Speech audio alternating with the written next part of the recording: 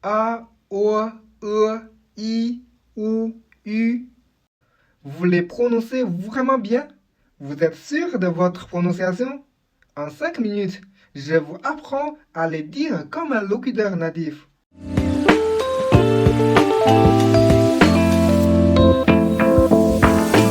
Bienvenue à tous.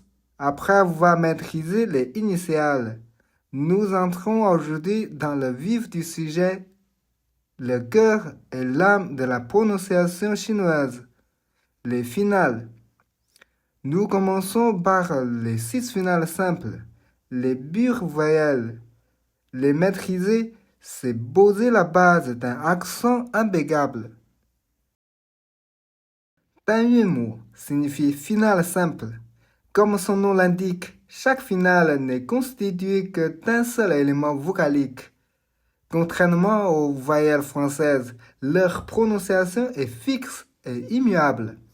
Elles ne diphtonguent pas. C'est une excellente nouvelle pour l'apprentissage.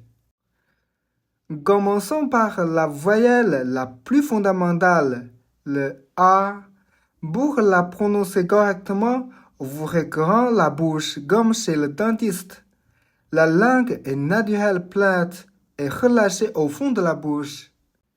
C'est un son très proche du A français dans aller ou pat. Il est plein, clair et stable. Pour bien le pratiquer, prenons la consonne de et le quatrième don. De A, ta. Da signifie grand. Passons au ou. La clé est la forme très ronde et avancée des lèvres. Pour trouver le son, pensez au mot anglais work. Isolez la première syllabe, wo.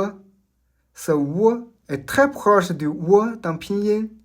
Gardez les lèvres bien rondes et stables. Pour le combiner, utilisons la semi-voyelle ou et le troisième ton. Ou. Le E chinois est beaucoup plus simple qu'il n'y paraît. Il est très proche du son E français. Comme dans les mots heure, je. La bouche est relâchée, ni souriant, ni rondie. Et le son est produit à l'arrière de la bouche. Pratiquons avec la consonne He et la deuxième don. He.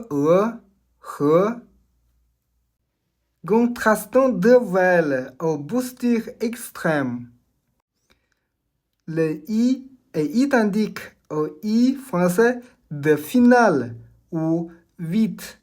Souriez largement. Ici, la syllabe commence directement par la voyelle.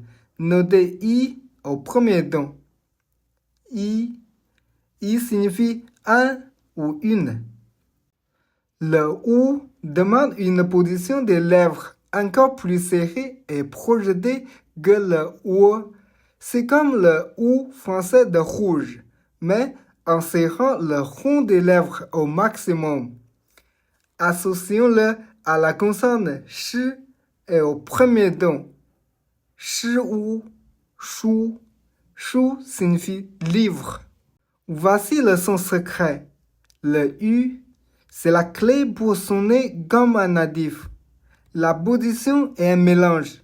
Vos lèvres doivent être parfaitement arrondies comme pour OU, mais votre langue doit être haute et plate comme pour I. Bonne nouvelle pour les francophones. Ce son existe en français. C'est le U de sur ou du. Prononcez du très lentement et vous sentirez votre langue et vos lèvres faire exactement ce travail. Avec la consonne ne et le troisième don, cela donne ne u, nu. Nu signifie femme. Pour bien ancrer ces sons, répétez après moi cette séquence qui fait travailler toute la bouche.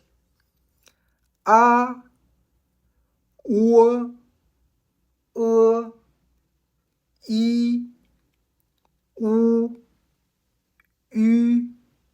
Parfait. Maintenant, c'est à vous de jouer. Essayez de prononcer les mots chinois suivants.